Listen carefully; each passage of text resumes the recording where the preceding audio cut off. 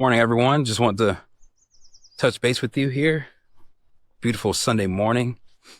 Um, One thing I want to say, trying to stay away from all the clickbaity type of things.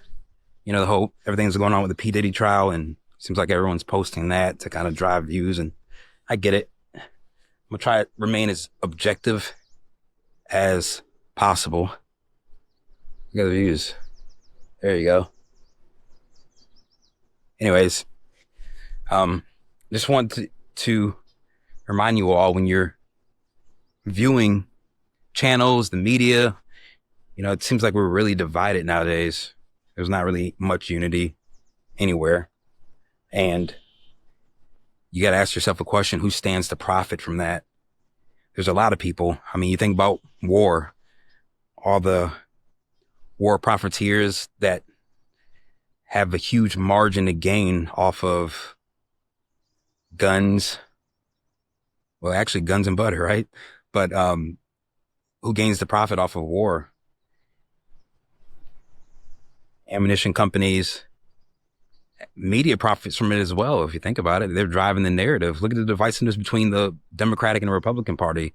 There was a time where most people were met in the middle or more in the center of things. Now it's like you're either extreme right, extreme left.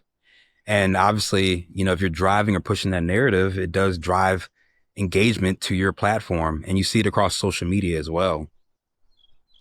Now, the money that they receive from that engagement probably outweighs if they kind of cater to the more centrist point of view. And so I'm pretty sure someone's in the back crunching those metrics. But ask yourself in any message when you're watching a video, biases naturally come out. I look at channels and within, a few minutes, I can kind of tell what side they're leaning on, whether it's left, whether it's right, what their views on. There's nothing wrong with that. That's why we live in the US.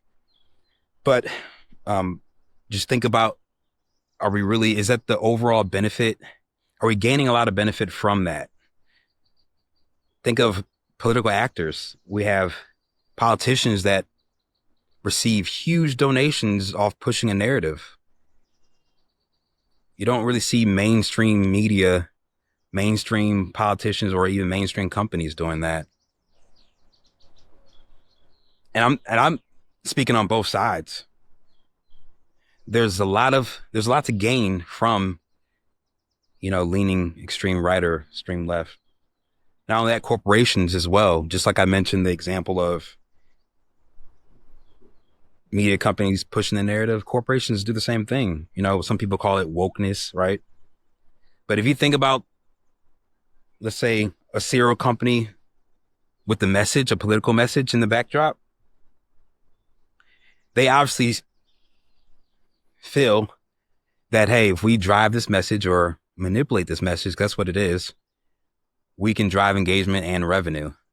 And the revenue gain definitely outweighs the people that we lost or the customers we lost from this message. I'm sure they're crunching those numbers. Why wouldn't you, right? You're a business at the end of the day. And so will we ever get to a point where we're not as divisive as a country, as a society, as a world? Who knows? Probably not. I mean, you want to look at things from a glass half full instead of half empty. But if we're going to be truthful about it, unity does not create profits. A lot of the times it doesn't. Peace doesn't create profits, doesn't drive revenue. A lot of times where we gain the most, even in the US, has been off of war. Think about World War II. Think about how we became a superpower. Think about what we were exporting during World War II and after, before, free trade is what it is today.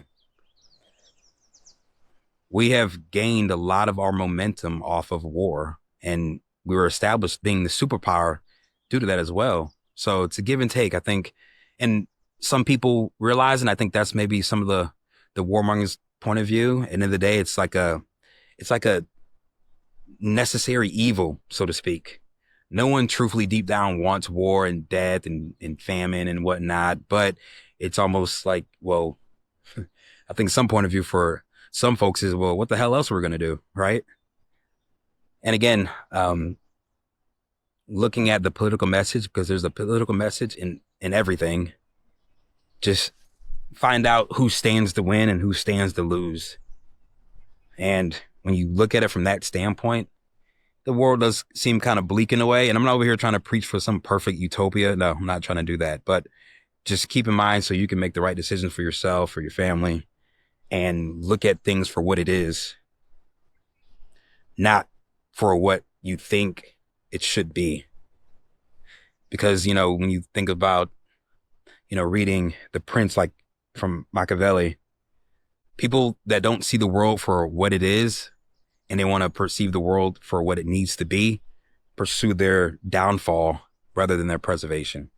So I think that's a quote, and I will leave it at that. Obviously, more content coming soon. If there's content you all would like to see revolving culture, politics, economics, and whatnot, I'm always open to discussion as well. Please tune into my other channels, The Good Steward and Fishers of Men. And as always, thanks for watching, tuning in. We'll talk soon.